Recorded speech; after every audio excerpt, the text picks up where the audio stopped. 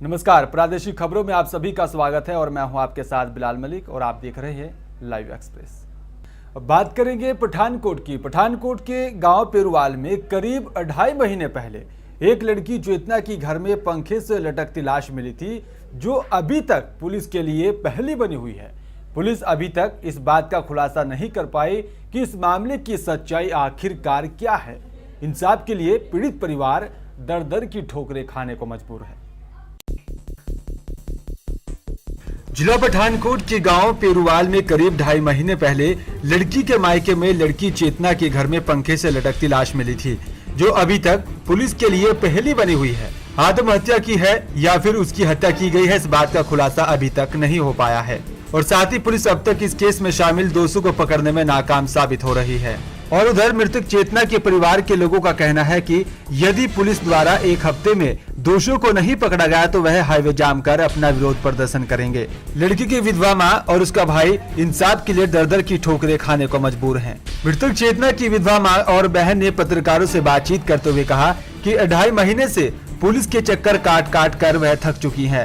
कभी पठानकोट और कभी तारागढ़ थाने में पुलिस के दफ्तरों के चक्कर काट काट कर वह परेशान है।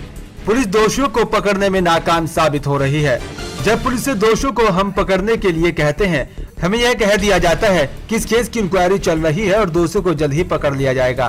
साथ ही पीड़ित परिवार का कहना है कि मेरे बेटे को कभी फोन पर और कभी फेसबुक पर केस को वापस लेने की धमकी दी जा रही है। मेरी प्रशासन से मांग है कि दोषियों को जल्द से जल्द गिरफ्तार किया जाए। पत्रकारों से बातचीत करते हुए चेतना की मौसी के लड़के ने कहा कि जब लड़की के मौके पर घर में लड़की बहन की लाश हॉस्पिटल लेकर गया तो उस वक्त पुलिस ने मेरे बयान नहीं लिए।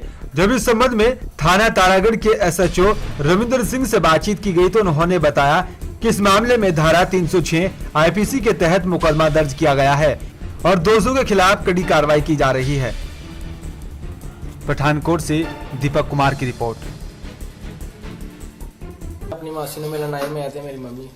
जो अं आए हैं, ਅਸੀਂ ਮੁੰਡੇ ਦੀ ਕੁੜੀ ਦੀ ਚਾਚੀ ਘਰ ਰੁਕੇ ਆ ਕੇ ਪਾਣੀ ਪੂਣੀ ਪੀਤਾ। ਉਧਰ ਇੱਕ ਕੁੜੀ ਬੈਠੀ ਦੀ ਸੀ ਤੇ ਉਹ ਉੱਠ ਕੇ ਚਲੀ ਗਈ ਆ। ਉਹ ਕਹਿੰਦੀ ਮੈਂ ਸੂਟ ਸਾਟ ਸਵਾਣੇ ਆ। ਕੁੜੀ ਕੋ ਉਹ ਉਧਰ ਆ ਗਈ ਆ ਤੇ ਅਸੀਂ ਪਾਣੀ ਵੀ ਨਹੀਂ ਪੀਤਾ ਤੇ ਉਹ ਕੁੜੀ ਫੇਰ ਵਾਪਸ ਆ ਗਈ ਆ। ਕਹਿੰਦੀ ਕੁੜੀ ਇਸ ਤਰ੍ਹਾਂ ਕਰਕੇ ਪੱਖੇ ਨਾਲ ਲਟਕੀ ਦੀ ਆ।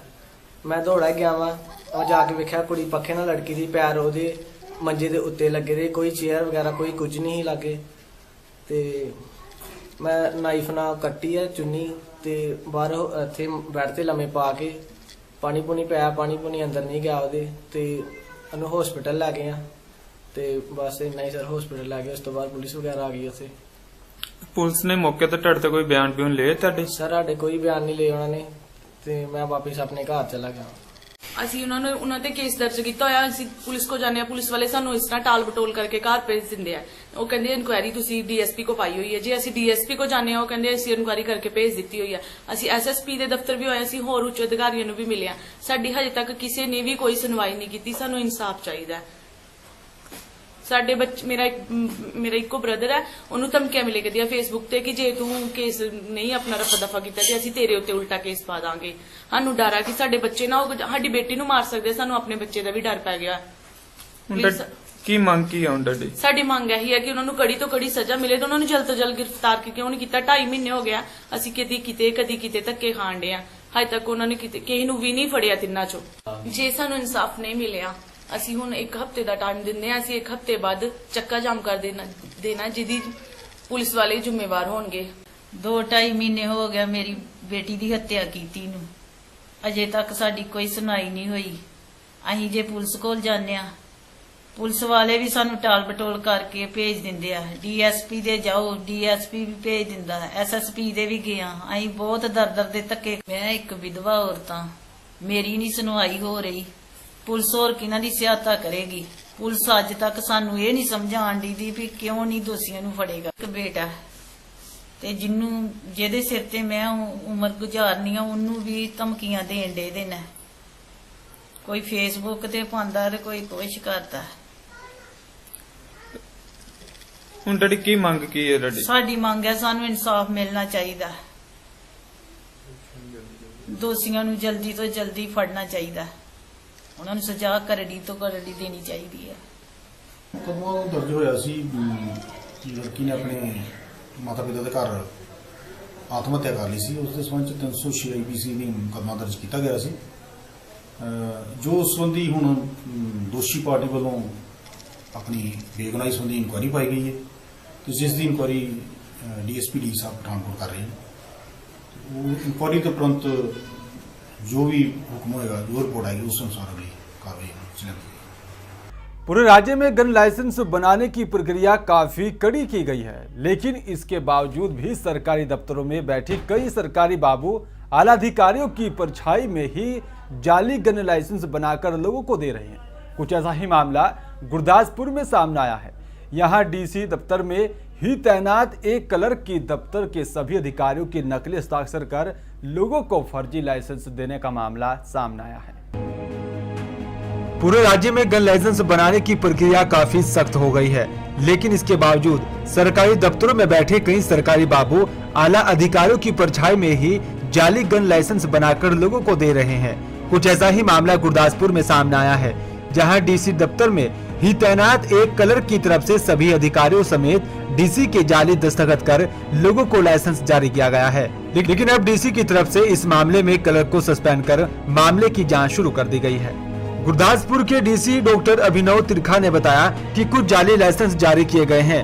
जब जांच पड़ताल की गई तो सामने आया कि उनके दफ्तर के असला ब्रांच में ही तैनात एक क्लर्क की तरफ से कुछ समय पहले कुछ ऐसे लाइसेंस जारी किए गए हैं जो कि जाली दस्तावेजों के आधार पर दिए गए हैं। बताया जा रहा है कि 11 के करीब ये लाइसेंस है जो कि फर्जी तरीके से लोगों को दिए गए हैं। वहीं जाली लाइसेंस बनाने वाले क्लर्क को अभी DC गुरदासपुर की तरफ से सस्पेंड कर दिया गया है। जब उस क्लर्क से मामले में बात करनी चाहिए तो वह कैमरे के आगे भागता हुआ नजर आया और साथ ही उसने कैमरे को बंद करने की भी कोशिश की। गुरदासपुर से नरेश शर्मा की रिपोर्ट। एक मसला साडे ध्यान दे विच आया हैगा, जिस दे विच दफ्तर दे एक क्लर्क ने सारे अधिकारियों के सिग्नेचर्स फौज करके ते दफ्तर दे दूजे कुछ कर्मचारियों के सिग्नेचर्स नूं फौज करके असला लाइसेंस जारी किए ने। इहो जे तकरीबन 11 असला लाइसेंस जो जारी हुए ने साडे ध्यान दे विच आए ने। इस सारे दे सारे लाइसेंस सस्पेंड करके कैंसलेशन संबंधी नोटिसेस संबंधित लाइसेंस करता नूं भेजे गए हैगे ने। नाल ही जिहड़ा वो क्लर्क हैगा उसनूं भी सस्पेंड किया गया हैगा। इसी दे नाल एक इंक्वायरी मांग की गई हैगी है, जिस दे तहत कि इस क्लर्क दे टेन्योर दे दौरान उस तो बाद जेकर कोई और भी लाइसेंस इस गलत ढंग दे नाल जारी हुए ने उन्हां नूं आइडेंटिफाई किया जा सके ताकि कानूनी कार्रवाई उस संबंधी भी हो सके।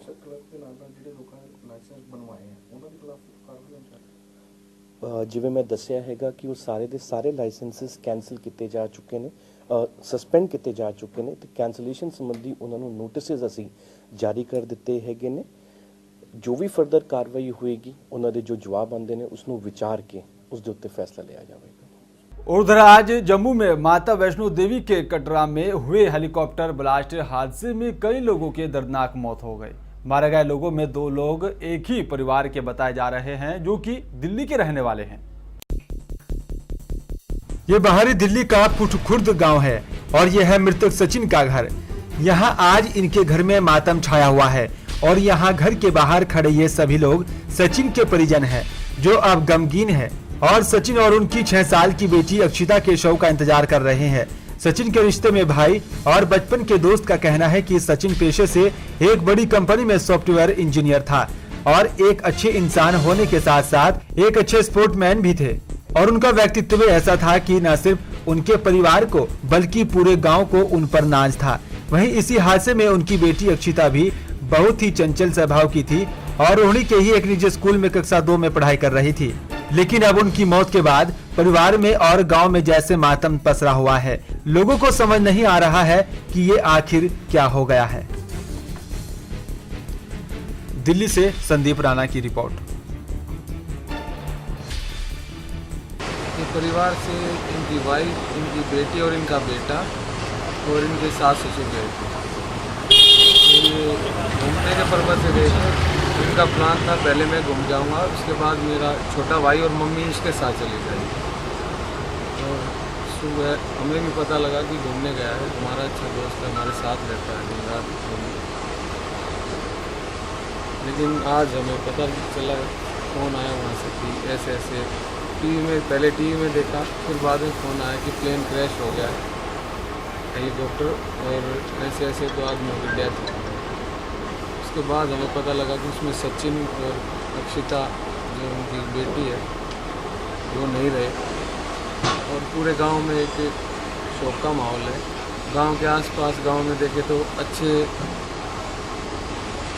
सामाजिक आदमियों में उनका नाम, अच्छी नौकरी करते थे, अच्छे स्पोर्ट्समैन थे, सामाजिक थे, लोगों की मदद करते थे, चैरिटी करते थे, हर तरीके से। बाय प्रोफेशन क्या करते थे? वो सॉफ्टवेयर इंजीनियर थे, किसी बड़ी कंपनी में मैनेजर थे, कंपनी का मुझे नाम ध्यान नहीं है, लेकिन किसी बड़ी कंपनी में मैनेजर थे। और कंपनी में भी उनके अच्छाई के, उनके काम के लोग मुरीद थे। वो डेली हमें बताते थे आज कंपनी में ये हुआ, डेली मेरी बातें होती थी। उनके सीनियर भी उन्हें छोटे भाई की तरह, दोस्त की तरह रखते थे।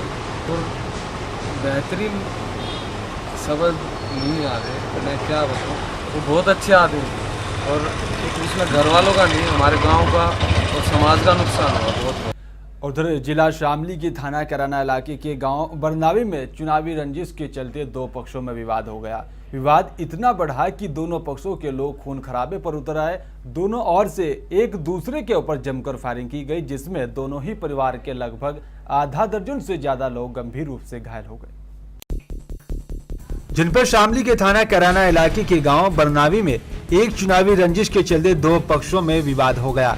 विवाद इतना बढ़ा कि दोनों पक्षों के लोग खून पर उतर आए। दोनों ओर से एक दूसरे के ऊपर जमकर फायरिंग की गई, जिसमें दोनों ही पक्षों की आधा दर्जन से ज्यादा लोग गंभीर रूप से घायल हो गए। दरअसल आपको बता दें कि गांव पूर्व प्रधान अलादीन और मोहसिन के चुनाव को लेकर पूर्व से ही रंजिश चलती आ रही है, जिसके चलते मंगलवार को एक बार फिर दोनों पक्ष आमने सामने आ गए। एक मामूली विवाद में दोनों पक्षों में आज फिर जमकर गोलियां चली, जिसमें दोनों ही पक्षों की आधा दर्जन से ज्यादा लोग घायल हो गए। घटना की सूचना मिलने पर पुलिस मौके पर पहुंची और दोनों पक्षों में आधा दर्जन युवकों को गिरफ्तार कर लिया। एसएसपी वीके मिश्रा का कहना है कि घटना की सूचना मिलते ही पुलिस मौके पर पहुंच गई थी और दंगा फसाद कर रहे आधा दर्जन से ज्यादा युवाओं को गिरफ्तार कर लिया गया है, जिसमें एक पूर्व ग्राम प्रधान भी शामिल है। थाना कैराना के अंतर्गत ग्राम बरनावी में आज सुबह पैसे के लेन देन को लेकर विवाद हुआ दोनों पक्षों में, और आपस में मारपीट हो गई। दोनों पक्षों के द्वारा एक दूसरे के विरुद्ध अभियोग पंजीकृत थाना कैराना में कराया गया है और दोनों तरफ से ही 3 लोग, कुल 6 लोगों की गिरफ्तारी करके जेल भेजा गया। कितने राउंड फायरिंग हुई? फायरिंग की बात प्रकाश में नहीं आई है। फायरिंग छर्रे लगे हैं, एक आध पैर में, एक आध राउंड हुआ, बहुत ज़्यादा नहीं है। ऐसी कोई गंभीर रूप से कोई घायल नहीं है। नहीं, चुनाव वाली कोई बात नहीं थी, पैसे के लेन देन का चुनाव का इसमें कोई इशू था ही नहीं। और अब बात करेंगे पुरान कलियर की। पुरान कलियर में अचानक चलती कार में आग लगने से अफरा तफरी का माहौल बन गया। कार में आग लगने की वजह का पता नहीं चल पाया है, लेकिन आग इतनी भयानक थी कि देखते ही देखते कार जलकर राख हो गई। आज सुबह करीब 10 से 11 बजे के बीच धनोली रोड कलियर के रास्ते पर एक ऑल्टो कार में अचानक आग लग गई। देखते ही देखते कार में आग फैल गई और कार तेजी से जलने लगी। आग इतनी भयानक थी कि देखते ही देखते कार जलकर राख हो गई। गाड़ी में आग लगने का साफ तौर पर पता नहीं चल पाया है, लेकिन गनीमत रही कि इस कार हादसे में ड्राइवर सकुशल बच गया।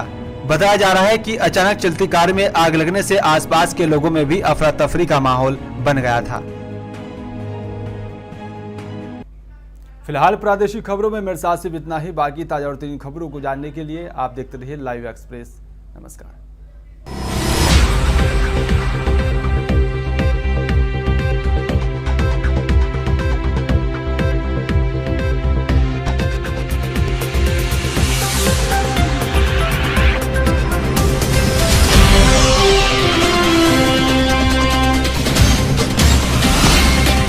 ये है लाइव न्यूज नेटवर्क और आप देख रहे हैं लाइव एक्सप्रेस 24/7 ऑनलाइन चैनल।